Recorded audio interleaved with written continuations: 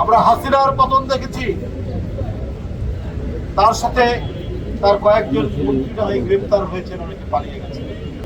এর মতো রক্ত পিপাসু, এর মতো হিংস্র দানব আর কখনোই আসেনি। তার বাবাও গণতন্ত্র হত্যাকারী ছিলেন।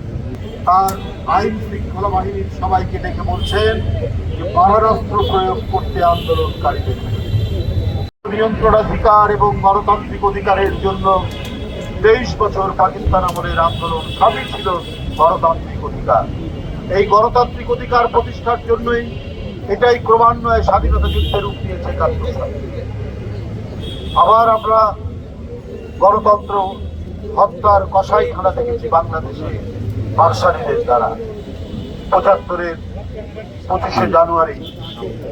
আবার সেখান থেকে 7ই নভেম্বর এদেশের আরেক কীর্তিমান পুরুষ আমাদেরকে গণতন্ত্রের স্বাদ, আমাদেরকে স্বাধীনতার স্বাদ দিয়েছিলেন, সারা জাতিকে তিনি স্বাধীনতার স্বাদ।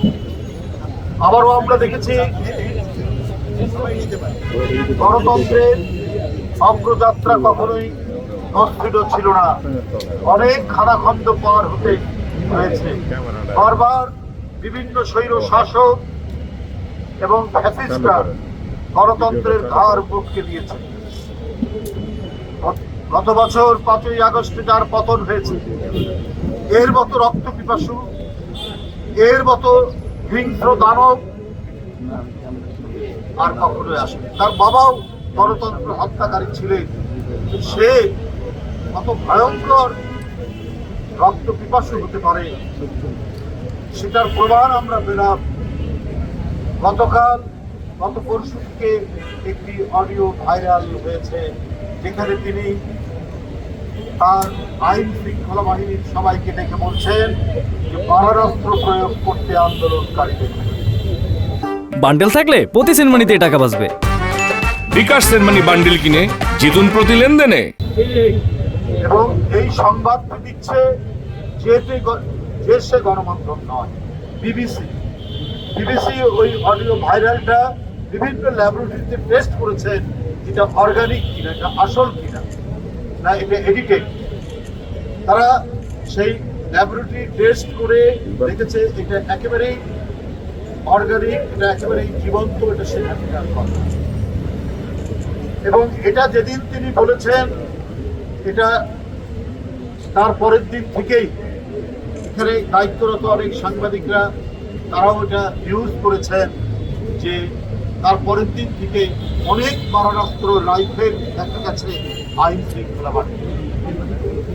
তাহলে আজকে আমরা যারা এখন গণতন্ত্রের স্বাদের কথা বলছি, আমাদের প্রত্যেককেই মাথায় রাখতে হবে আমাদের কোনো ঝগড়া বা গো ধরা বা শিশু বাচ্চার মতো চকলেট আমাকে পেতেই হবে, এই ধরনের প্রবণতা থাকলে ফ্যাসিবাদ কিন্তু নানা ছিদ্র পথে প্রবেশ করতে পারে, এবং তারা যে চেষ্টা করছে না তা নয়।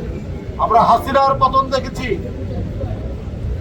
তার সাথে তার কয়েকজন মন্ত্রীরা গ্রেপ্তার হয়েছেন, অনেকে পালিয়ে গেছে।